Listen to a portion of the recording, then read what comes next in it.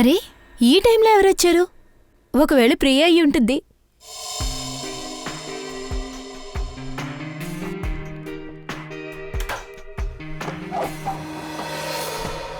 Hi madam, mister గౌతమ్కి courier వచ్చింది.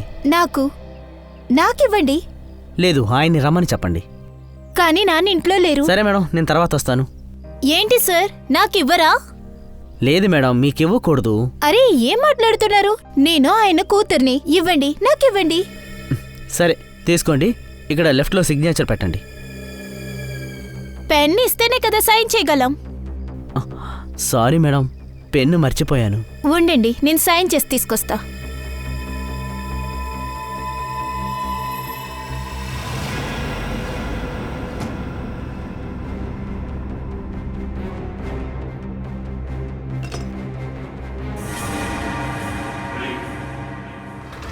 కాపాడండి,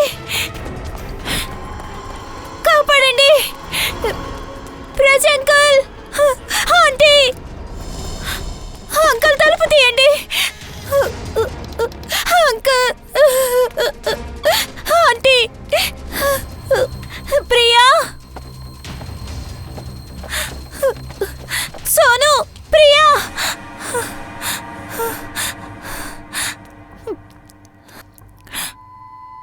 సోను,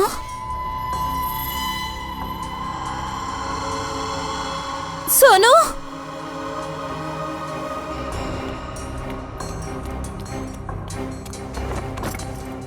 ఈ తలుపులు మూస్తున్నాయి. సోను ఎక్కడికి వెళ్ళింది? సోను,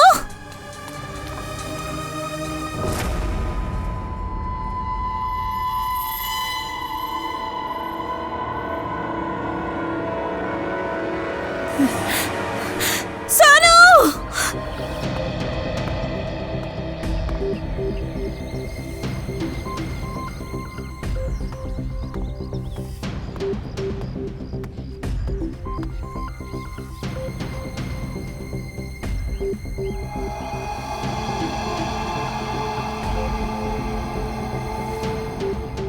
మోనికా చెప్పింది నిజమే, ఇది హత్యే.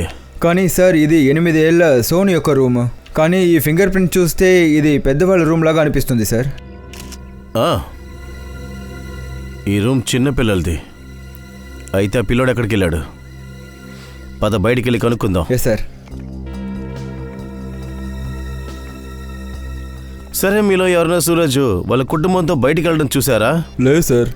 సార్, నిన్న రాత్రి సూరజ్ అతని భార్య బయటికి వెళ్ళడం నేను చూశాను సార్. ఎక్కడికి వెళ్ళారు? ఏమో తెలియదు సార్, కానీ ఇద్దరు పిల్లలు ఇంట్లోనే ఉన్నారు. పిల్లల్ని కూడా తీసుకెళ్ళలేదా? లేదు సార్, వాళ్ళిద్దరూ బయటికి వెళ్తున్నప్పుడు పిల్లలిద్దరూ కిటికీల నుంచి టాటా చెప్పారు. సార్, సోను ప్రియ అమ్మ నాన్న ఫోన్ కలవట్లేదు సార్. ఓ పని చేయండి, ఇద్దరి కాల్ డీటెయిల్స్ తీసుకురండి. Yes sir. మీరన్నారు పిల్లలు రూమ్లో ఉన్నారని చెప్పి, కానీ పిల్లలు రూమ్లో లేరే.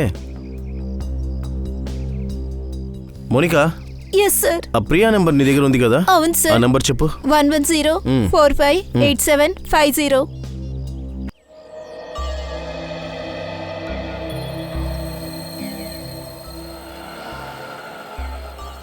రింగ్ అవుతుంది, ఫోన్ పికప్ చేయాలా?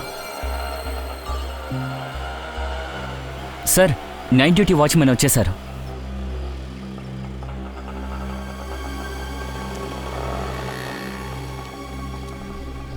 నమస్తే సార్. నమస్కారం. నిన్న రాత్రి సూరజ్, రీనా బయటికి వెళ్దాం నువ్వు చూసావా? అవును సార్. ఆ టైంలో పిల్లలిద్దరూ ఇంట్లోనే ఉన్నారా? అవును సార్, ఇద్దరు ఇంట్లోనే ఉన్నారు. వీళ్ళిద్దరు ఎప్పుడు తిరిగి వచ్చారు? సార్, నేను డ్యూటీలో ఉన్నంత వరకు వాళ్ళు రానేలేదు సార్. సార్, ఒకవేళ ఉదయం వచ్చి ఉంటారా? సార్, నేను ఉదయం 6 గంటల నుంచి డ్యూటీలో ఉన్నాను సార్. వాళ్ళు ఇంటికి తిరిగి రావడం నేను చూడలేదు సార్.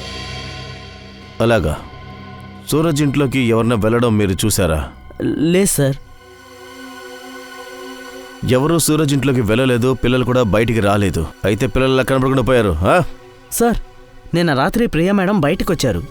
ఎక్కడికి వెళ్ళారు? సార్, రాత్రి 11 గంటలకి అటువైపు వెళ్ళారు. ఇటువైపా? అవును sir. Okay, thank you sir. మౌనికతో తప్పుగా ప్రవర్తించాడు కదా కొరియర్ అబ్బాయి, వాణ్ణి పట్టుకున్నారు. సార్, అక్కడ ముందు గేట్ ఉంది. ఒకవేళ ప్రియ అటువైపు వెళ్ళి ఉంటుందా? లేదు సార్, ఆ గేటు రాత్రి 10 గంటలకే మూసేస్తారు. సార్, ప్రియా మొబైల్ లొకేషన్ ఇక్కడే చూపిస్తుంది సార్. ఇక్కడ చూడండి. అప్పుడు ప్రియా ఇక్కడ ఉండాలి.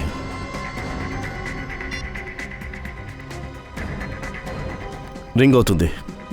కానీ సార్ శబ్దం రాలేదు. ఒకవేళ ప్రియా ఫోన్ సైలెంట్లో ఉంటుందా? ఓ పని చేయండి, ఇక్కడ మొత్తం వెతికి చూడండి.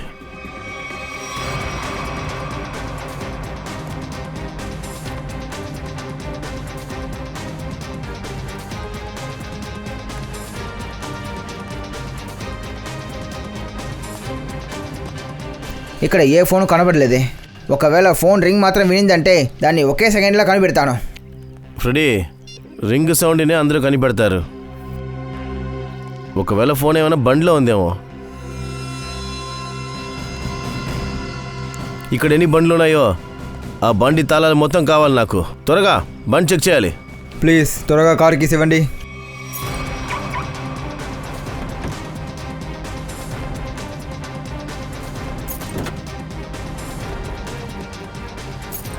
ఇదే బండితో చూడండి.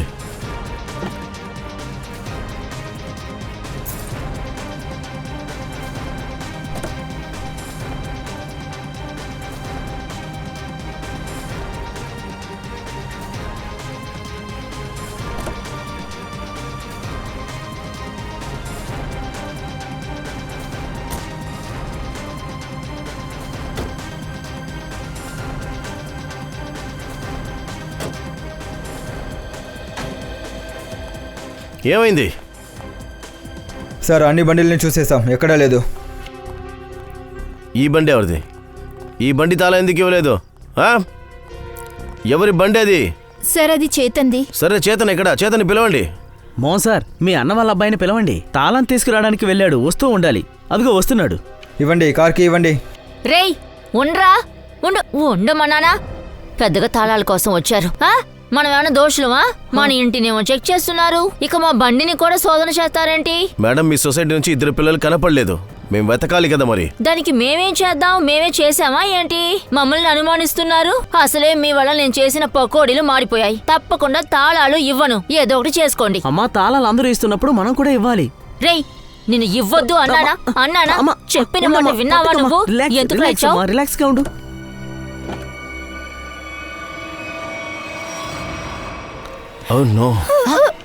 అరే, వెనక్కి వెళ్ళండి. ప్లీజ్ వెనక్కి వెళ్ళండి.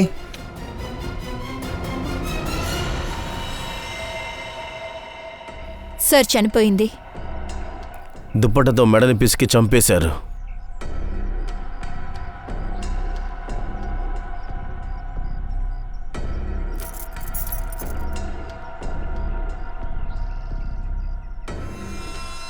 సార్ ఇంకా ఈ సెల్ ఫోన్ ఇంకా కీ.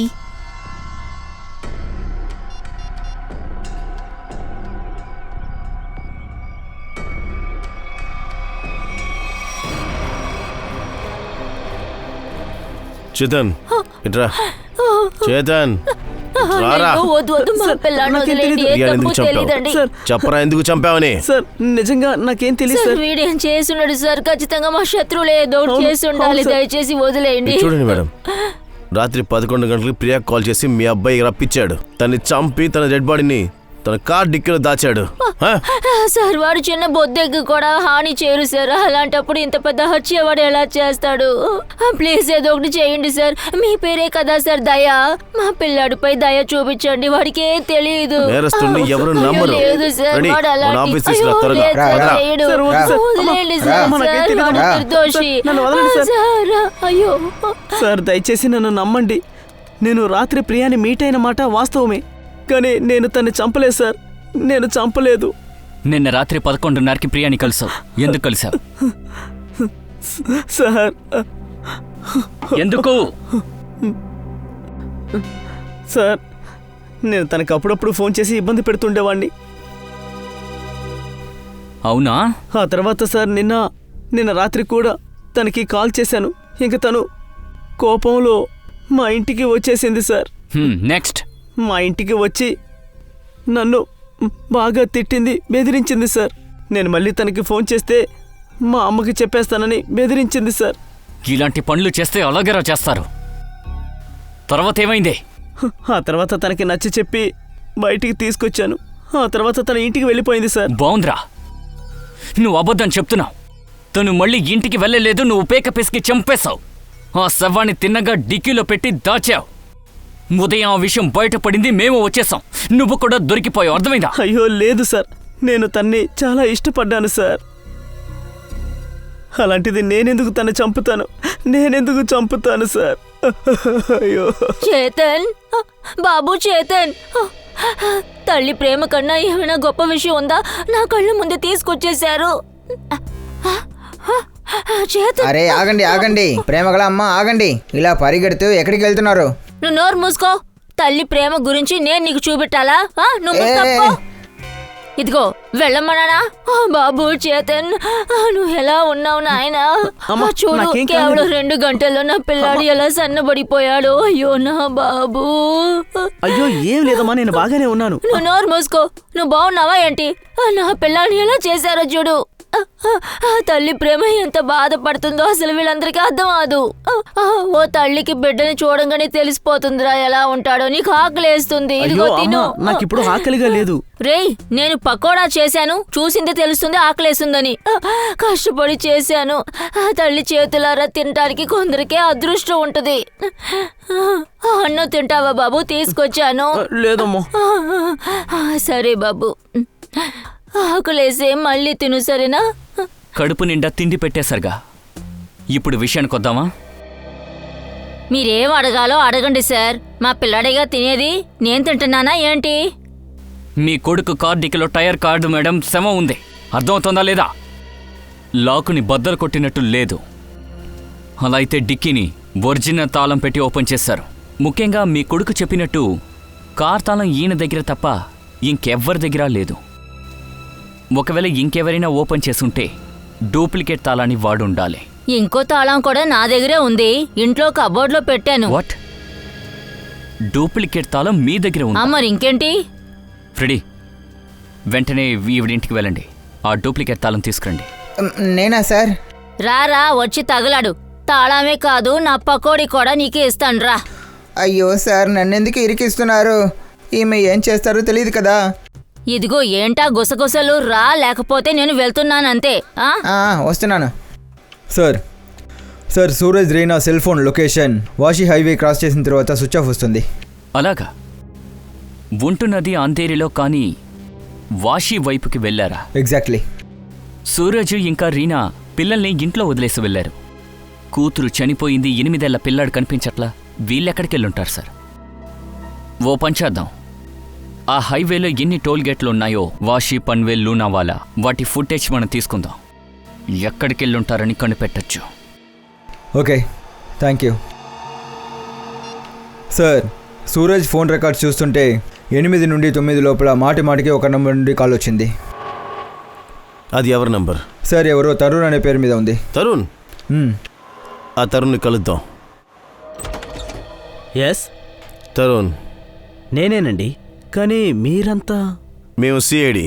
ఓ సిఐడి. రండి లోపలికి రండి. రండి కూర్చోండి సార్. సూరజ్ ఇంకా రీనా ఎక్కడ? సార్ వాళ్ళ ఇంట్లో ఉంటారు. లేదు, అందుకే మీ దగ్గర అడుగుతున్నా. వాళ్ళిద్దరు ఎక్కడ? ఏంటి సార్, నిన్న ఇక్కడ ఒక పార్టీ ఏర్పాటు చేశాను, ఒక చిన్న గెట్ టుగెదర్. అప్పుడు వాళ్ళిద్దరు ఇక్కడికి వచ్చారు. సూరజ్ కాల్ రికార్డ్ చూస్తే అర్థమవుతుంది మీరు చాలాసార్లు తనతో మాట్లాడారని. అవును సార్, వాళ్ళు ఇక్కడికి రాలేమన్నారు, అందుకని నేను ఫోన్ చేసి వాళ్ళకి కన్విన్స్ చేశాను. సరే, మాకు ఒక విషయం చెప్పండి. వాళ్ళు ఇక్కడ నుండి ఎన్ని గంటలకు బయలుదేరారు? 1 గంటన్నర ఉంటుంది. కానీ తరుణ్ సార్ వాళ్ళిద్దరు ఇంటికి వచ్చి చేరలేదు ఇంకా. ఏంటి? తరుణ్ సార్, మీ పార్టీకి ఎంతమంది గెస్ట్ వచ్చారో వాళ్ళ డీటెయిల్స్ మొత్తం నాకు పూర్తిగా కావాలి. ఇంకా సూరజ్ గురించి ఏదైనా తెలిసిందంటే మాకు వెంటనే ఇన్ఫార్మ్ చేయండి. ఒక విషయం క్లియర్గా తెలుస్తుంది, సోనుని కిడ్నాప్ చేశారు.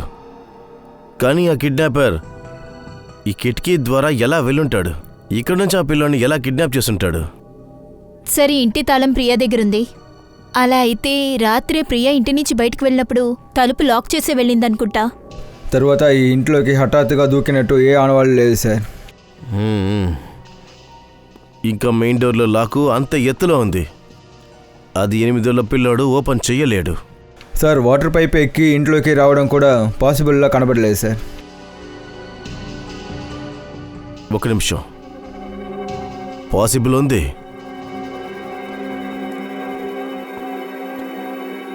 ఇచ్చాడు.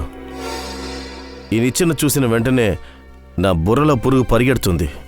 ఇంత చోటున్న ఇంట్లో ఈ నిచ్చెన ఎందుకు ఇక్కడేశారు?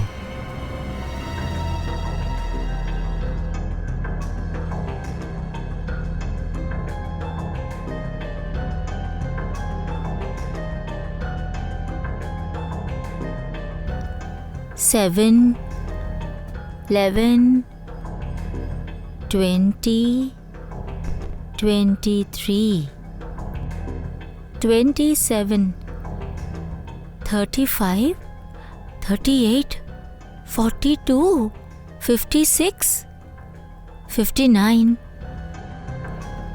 70. సార్ ఇంకా చాలా ఉన్నాయి సార్. 70, 71, 72, 73, 74, 75, 76. ఇన్ని రక్తపు ముద్రలా? సార్ ఇది ఎలా సాధ్యం సార్? వీళ్ళు పన్వెల్ టోల్ బూత్ని క్రాస్ అయ్యారు. ఎక్కడికి వెళుతున్నారు? అసలు వీళ్ళేంటి సార్ ఇలా ఉన్నారు? పిల్లల గురించి అసలు పట్టించుకోవట్లేదు. పన్వెల్ తర్వాత వచ్చే టోల్ బూత్ లోనావాలా. దుష్యంత్కి ఫోన్ చేసి లోనావాలా ఫుటేజ్ అడగండి. రండి.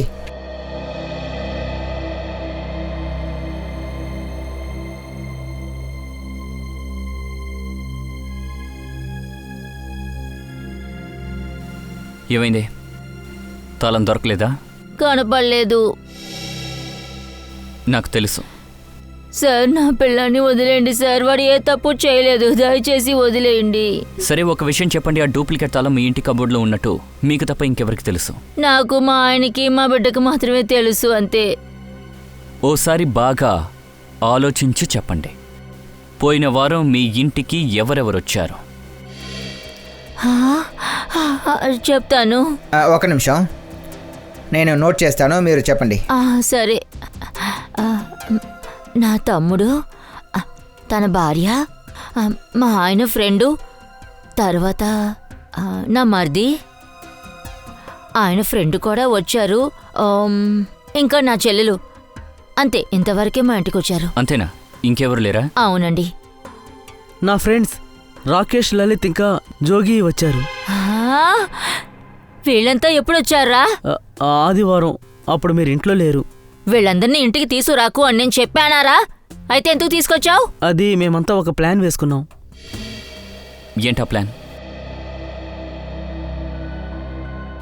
చూడు, ఇప్పుడు నువ్వు నిజం చెప్పకపోతే హంతకుణ్ణి పట్టుకోలేము, నువ్వు బయటికి వెళ్ళలేవు. అది మేము డ్రింక్స్ తీసుకుందాము. ఓరి దేవుడా, ఇవన్నీ నేను చూడాలా? నువ్వు తాగటం కూడా మొదలు పెట్టేశావా? ఓరి దేవుడా, రే నేను ఊరికే వదలరా, అప్పుడే కొట్టి పెంచుండాల్సింది. ఎంత ధైర్యం! ఎందుకు అలా చేసావు? దీని వెనక ఖచ్చితంగా ఉన్నది ఒకరు కాదు. బాబుని ఎత్తుకెళ్ళింది, ప్రియని చంపింది, నిచ్చెన్ని వాడింది. డాక్టర్ సార్, ఆ నిచ్చెనలో ఏమో దొరికిందా? ఈ నిచ్చెన ద్వారా చాలా విషయాలు తెలిసాయి. అయితే మీ సంతోషం గురించి చెప్పండి సార్. ఈ నిచ్చెనపై మాకు 80 ఫింగర్ ప్రింట్స్ దొరికాయి. 80 మంది ఫింగర్ ప్రింట్స్ దొరికిండొచ్చు, కానీ ఈ నిచ్చెన మీద ఎక్కింది మాత్రం ఇద్దరు. డాక్టర్ సార్, ఈ నిచ్చెన్ని ఫారెన్సిక్ తీసుకురాక ముందే తెలుసు మాకు అది. ఏంటిదయ్యా, నీ నుండి నేను ఇది ఆశించలేదు. చూడండి, నేను చెప్పేది ముందు వినండి, ఆ తర్వాత ఆలోచించండి, ఆ తర్వాత మీరు కామెంట్ చేయండి, ఓకే? సార్, ఈ నిచ్చెన మీద ఇద్దరు ఎక్కినట్టే కదా మీకు తెలిసింది, కానీ వాళ్ళిద్దరూ ఈ నిచ్చెన గుండా దిగలేదని తెలియదు కదా. నేను చెప్తాను, ఇలా చూడండి. ఆ ఇద్దరూ నిచ్చెన ఎక్కేటప్పుడు ఇలా పైపైన పట్టుకొని మాత్రమే ఎక్కగలరు. ఇద్దరు వేరు వ్యక్తులకు సంబంధించిన ఆనవాళ్లు ఆ నిచ్చెన మీద ఫ్రీక్వెంట్ ఇంటర్వెల్గా ఉన్నాయి. అవే మాకు ఈ నిచ్చెన మీద దొరికాయి. అదే మనుషులు కిందకి దిగేటప్పుడు నిచ్చెన్ని అదే విధంగా పట్టుకునే దిగాలి కదా. అలాంటప్పుడు దిగే ఆనవాళ్ళు ఉండాలి కదా. వాళ్ళు దిగే ఆనవాళ్ళు మాకు దొరకలేదు. అందుకనే చెప్తున్నాను, ఆ నిచ్చెన ద్వారా ఇద్దరు వ్యక్తులు పైకి ఎక్కారు కానీ దిగలేదు. ఇక మరో విషయం, ఈ నిచ్చెన చేయడానికి 5 రకాల చెట్టుల్ని యూజ్ చేశారు. ఎలా ఉందంటే వాళ్ళకి దొరికిన చెట్టుల్ని నరికి ఈ నిచ్చెన చేశారనిపిస్తుంది. అయితే దీని అర్థం ఈ నిచ్చెన చేసింది ఒక కార్పెంటరా? యాక్చువల్గా ఈ నిచ్చెని చాలా స్ట్రాంగ్గా చేశారు. ఈ నిచ్చెన తయారు చేసిన వాడు మామూలు వ్యక్తిలా అనిపించడం లేదు. ముఖ్యంగా ఈ నిచ్చెన మీద స్క్రూస్ని ఉపయోగించారు కదా, ఇవి కొత్త స్క్రూలు. నాకు తెలిసి ఈ నిచ్చెన్ని 2-3 రోజుల క్రితమే తయారు చేసి ఉండాలి. ఇంకో ముఖ్యమైన విషయం, ఈ నిచ్చెనకి సంబంధించి వాళ్ళ ఎత్తు గురించి నేనొక అంచనా వేశాను. చెప్తాను వినండి.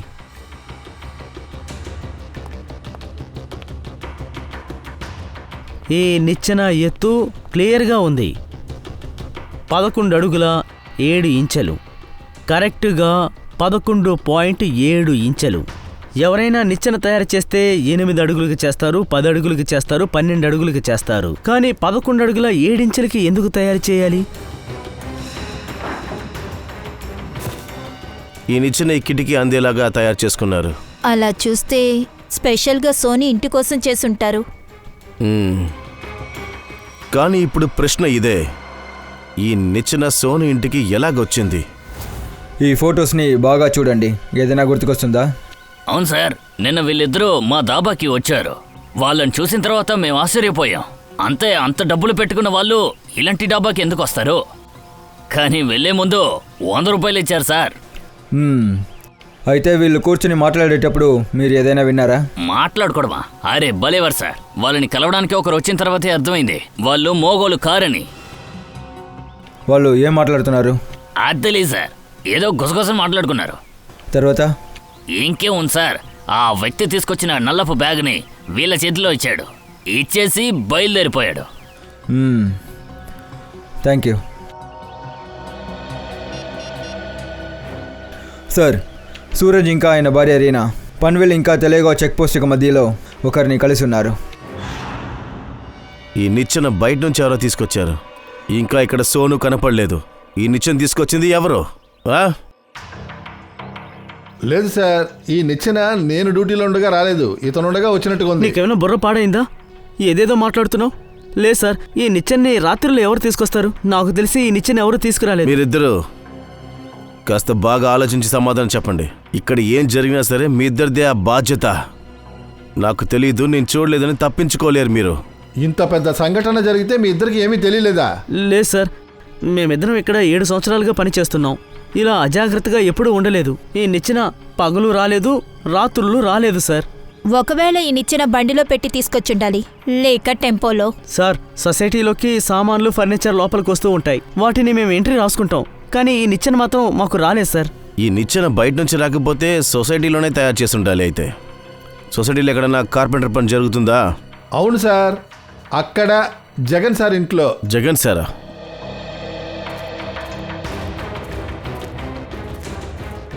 అరే, ఏం చేస్తున్నారు? ఈ నిచ్చెన ఇక్కడెందుకు పెట్టారు? సార్, ఇలాంటి ఒక 20 నిచ్చెనలు కావాలి సార్ మాకు. అందుకు నా దగ్గరికి ఎందుకు వచ్చారు? కార్పెంటర్ దగ్గరికి వెళ్ళండి. అరే, ఈ నిచ్చెన్ని చేసింది మీరే. ఇలాగే మాకు నిచ్చెన కావాలి. మీకు గుర్తుంటుందని అనుకుంటున్నాను. ఈ నిచ్చెన చేయడానికి మీరు అడిగిన డబ్బు మేము ఇస్తాము. మీరు డబ్బు గురించి మాట్లాడుతున్నారా?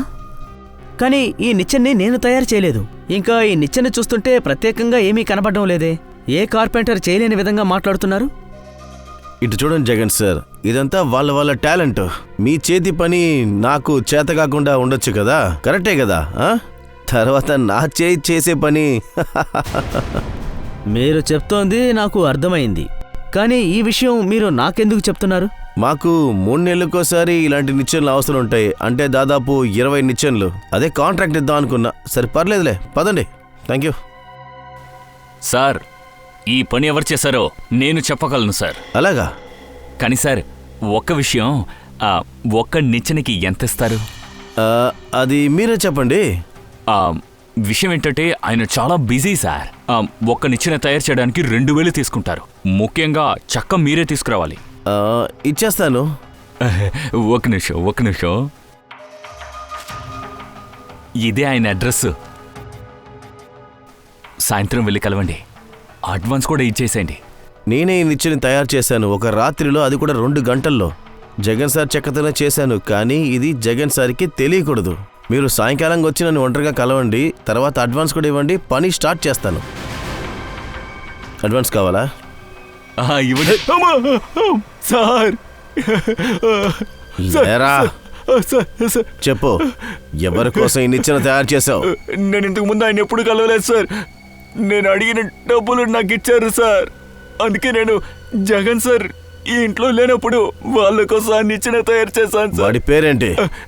నాకు తెలియదు. తెలియకుండా నిచ్చెనలు తయారు చేస్తున్నావా? ఇప్పుడు రా, మా కోసం వాడి స్కెచ్ గిద్దు గాని పదరా. Sir, Lonavala check post footage దొరికింది సార్. వెరీ గుడ్, తనకివ్వండి. ఏమీ అర్థం కాలా? ఒక ఇన్కమ్ ట్యాక్స్ ఆఫీసర్ అమ్మాయిని చంపేశారు. దాంతో ఆయన కొడుకుని ఎత్తుకుపోయారు. ఆయన భార్యాభర్తలు ఎక్కడికి వెళ్లారో తెలియట్లేదు.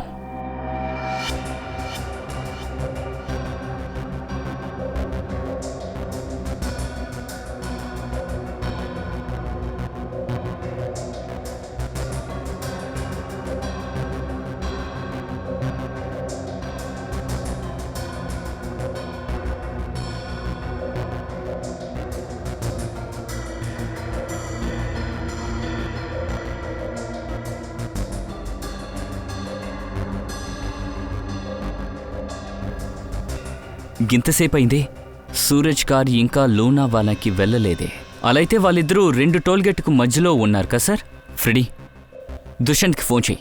పన్వేల్కి లోనావాలాకి మధ్యనున్న దాబాకి ఫోన్ చేసి కనుక్కోమను. ఎవరో ఒకరు బండిని చూసుంటారు. Yes sir. శ్రేయ, ఒకసారి మళ్ళీ చెక్ చేద్దాం.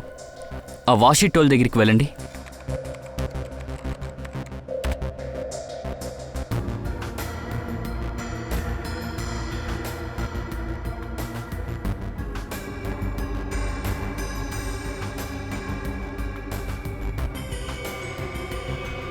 ఇదిగో బండి వచ్చేసింది. 2:40 బయలుదేరింది. మరి పన్వేల్ది?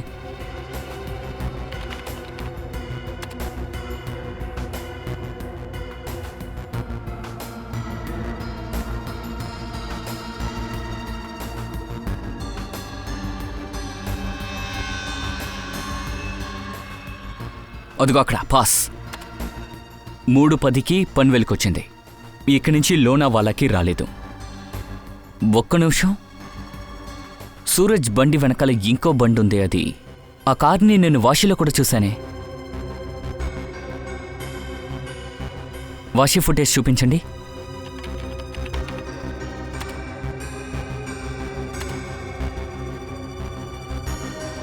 చూసారా?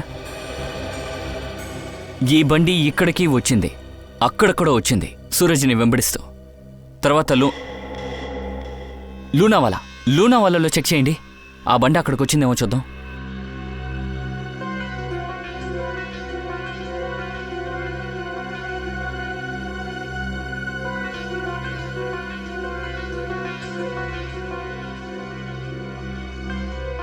నో, ఆ బండి కూడా లోనావాలాకి రాలేదు.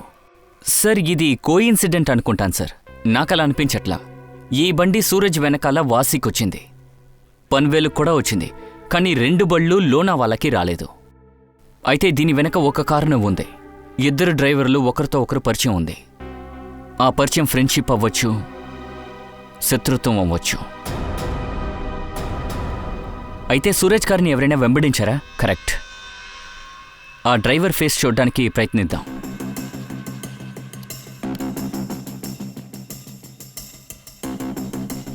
కొంచెం జూమ్ చేయండి.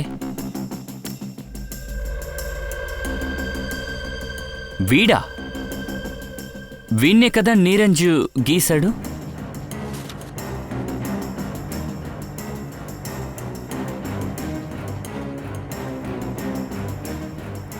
కరెక్ట్. వెళ్దామా? అదే బండి నెంబర్ మన దగ్గర ఉందిగా.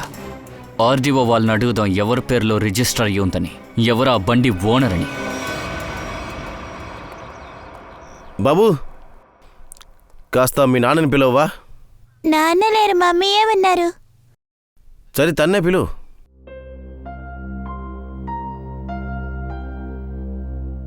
అది సరే, మీరంతా ఎవరు? బాబు, మేము సిఐడీస్. సిఐడియా? ఏంటి సిఐడియా? వీడి నాన్నకి ఏమైంది? బాబు, నువ్వు కొంచెం లోపలికి వెళ్ళమ్మా.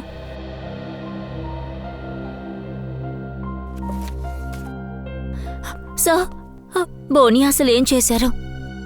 హత్య ఇంకా కిడ్నాపింగ్.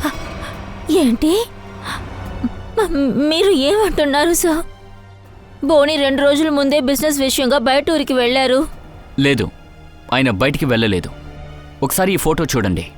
ఈ ఫోటోలో ఎవరినో ఆయన ఫాలో అవుతున్నారు. ఈ కారు మీదే కదా? అవునండి, ఈ కారు మాదే.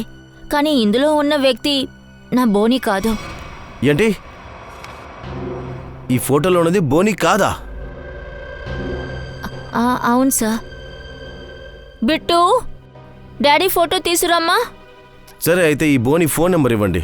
సరే అండి, 37568853.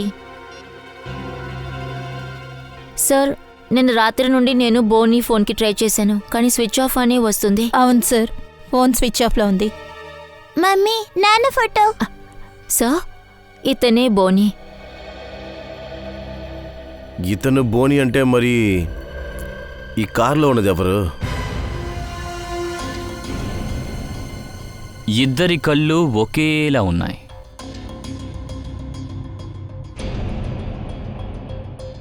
ఫ్రెడీ, ఓ పని చేయండి. ఆ బోనికి గెడ్డం పెట్టండి, ఇందులో గెడ్డం తీసేయండి. గెట్టం పెట్టడానికి చాలా లేట్ అవుతుంది సార్. మనం షేవ్ చేసేద్దాం, నీళ్లు లేకుండా. ఆ,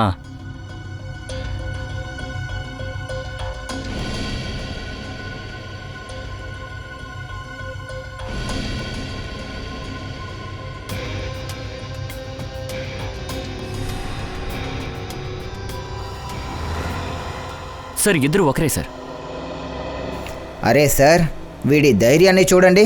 చేతన్ కార్లో ప్రియా శవాన్ని పెట్టాడు, అది కాకుండా గెడ్డంతో తిరుగుతున్నాడు సార్. వాళ్ళిద్దరిని తీసుకురండి.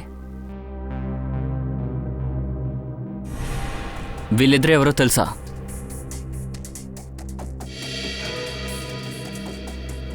సార్, ఆ గెడ్డం ఉన్న వ్యక్తే నిచ్చెన చేయమని నాకు అడ్వాన్స్ ఇచ్చాడు.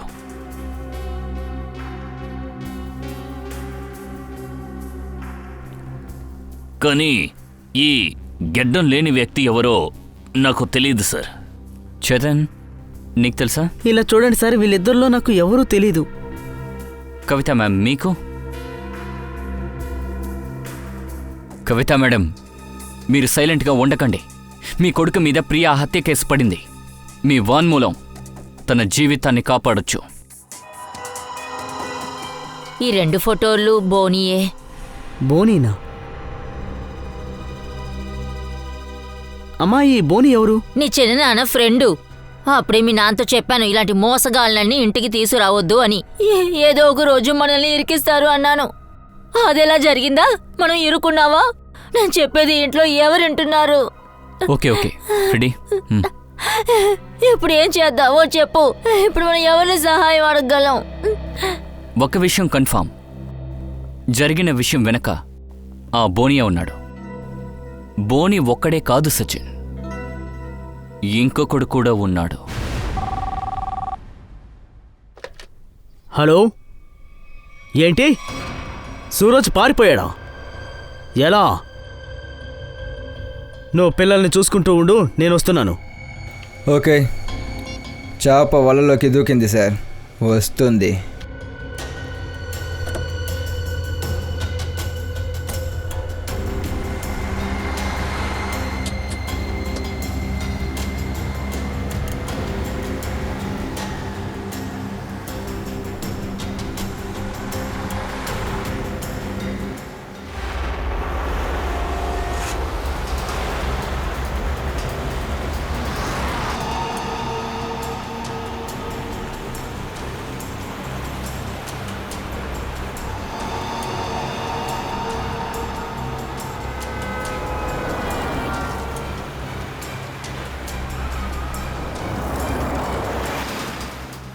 సార్ వీడు సరైన చోటుకే కదా వెళ్తున్నాడు.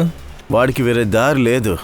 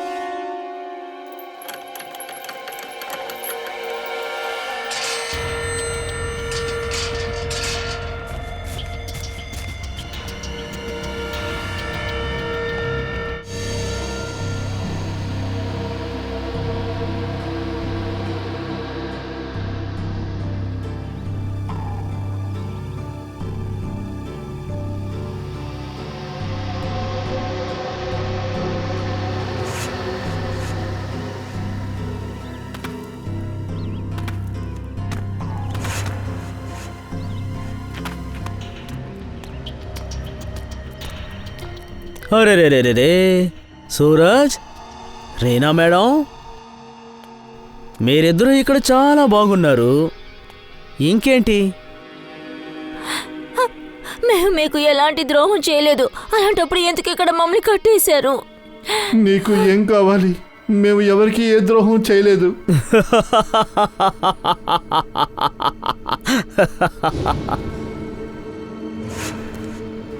కష్టపెట్టే వాళ్ళకి కష్టం కలగాలి. నోరు మూసుకొని సైలెంట్గా ఉండండి. నాకంటే దారుణమైన వాడు ఇంకెవ్వడూ ఉండడు. బోనీ,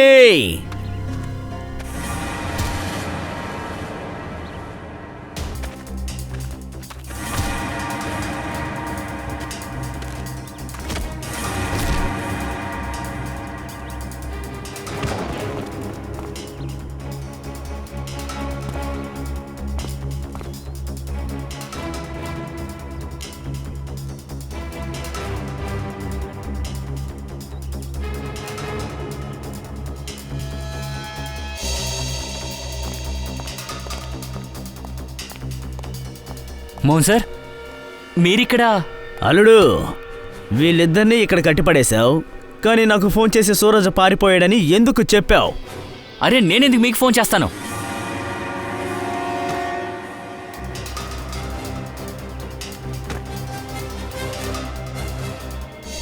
అయితే నువ్వు ఫోన్ చేయలేదంటే ఇంకెవరు చేసుంటారు?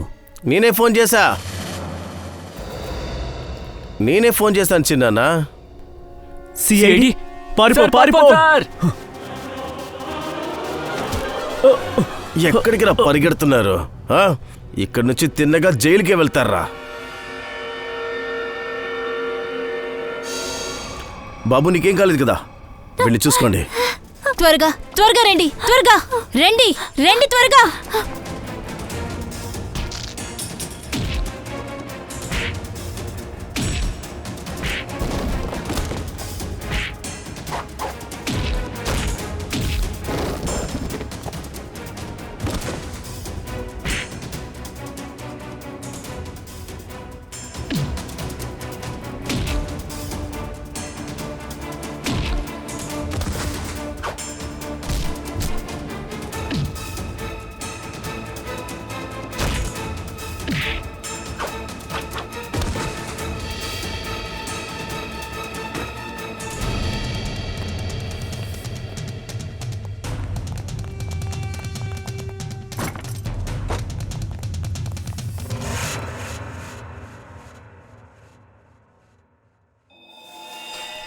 ఏమన్నావురా నువ్వు?